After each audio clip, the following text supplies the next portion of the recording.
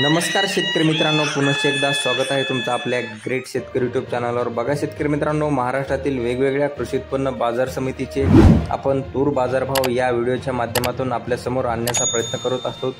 तत्पूर्वी आपण चॅनलवर नवीन असाल तर चॅनलला सबस्क्राइब करा, कारण आपल्याकडे बाजारभावाचे अपडेट लवकरात लवकर आपल्या समोर आणले जाते। चला तर मग आपण व्हिडिओला सुरुवात करूया। बघा शेतकरी मित्रांनो, कृषी उत्पन्न बाजार समिती सेलू या ठिकाणी आवक आलेली आहे फक्त 8 क्विंटल।